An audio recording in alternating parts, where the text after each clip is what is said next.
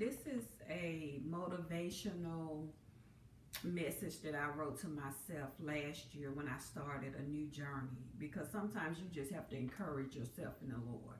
You have to be your own biggest cheerleader. Learn to cheer for yourself. I walk in confidence. People may confuse it for arrogance, but I walk in confidence.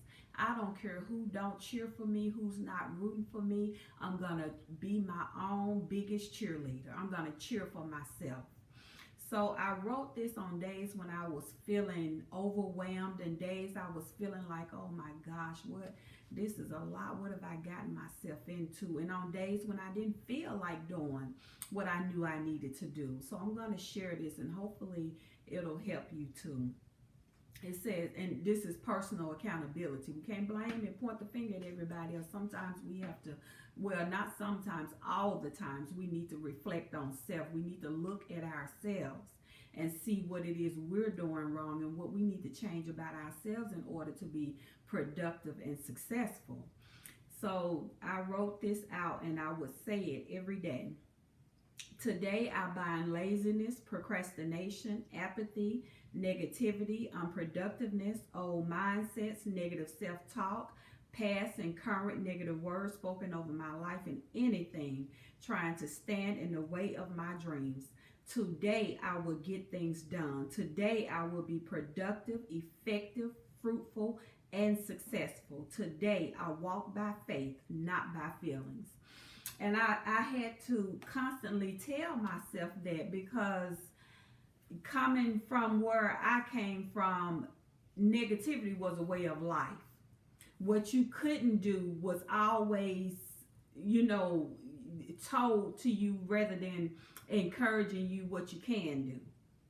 You know, it was always from a negative standpoint.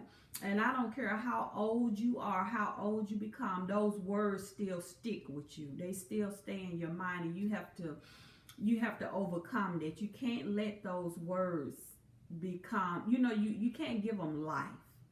You can't give them life. Yeah, they're there, but that don't mean you have to breathe life into them. You don't have to let them weigh you down. So you can counter the negative words over your life by speaking life.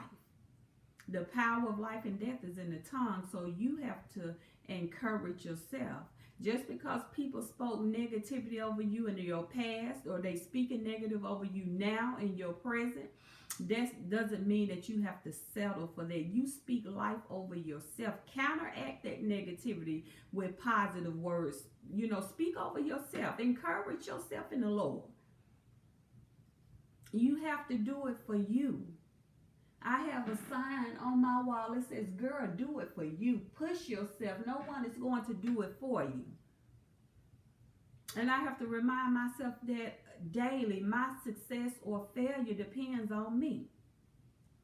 Now, when you have negative people around you, when you have people who secretly wishing you harm, it can in some ways affect you, but it doesn't, it shouldn't affect your success. You have to learn to get over that. Not everybody's going to like you. Not everybody's going to cheer for you. And like TDJ says, it's not the water outside the boat that sinks the boat. It's the water in the boat. It's the ones that's in your circle sometimes that you got to counteract that negativity from, that you got to speak life, because they're trying to speak death over you because they don't want to see you reach your destiny. So speak over yourself. I used to pray over my kids when they were younger. You are the head and not the tail, above and not beneath, a lender and not a borrower. Everything you put your hands to will succeed and prosper, because God is with you. He has prepared a way for you. He has opened a door for you that no man can close. He's closed the door that no man can open. Sometimes people try to bring up things from your past to bring you down, but it won't work. No weapon formed against you shall prosper. Every lying tongue that rises up against you in judgment is already condemned. It's your heritage as a servant of the Lord, and your righteousness comes from him. Don't doubt yourself. That's the worst thing you can do, is begin to doubt yourself, to doubt your God-given gifts, abilities, and talents. because you have people around you who are insecure or who are afraid of what you're going to become. There's a song, I can't remember who sang it, Ty Tribbett, I think. But a line in the song says, if you only knew what I was going to be after the storm, you never would have bothered me. So sometimes they know where you're going. They know where God is taking you to. They know they can't stop it, but they'll do everything in their power to hinder it. Speak life. Strive for those dreams. Strive for those goals. Revive yourself. Revive yourself. Allow God to do a personal revival in your life. Get before the Lord. Lay before Him. And trust Him to fix it. Trust God.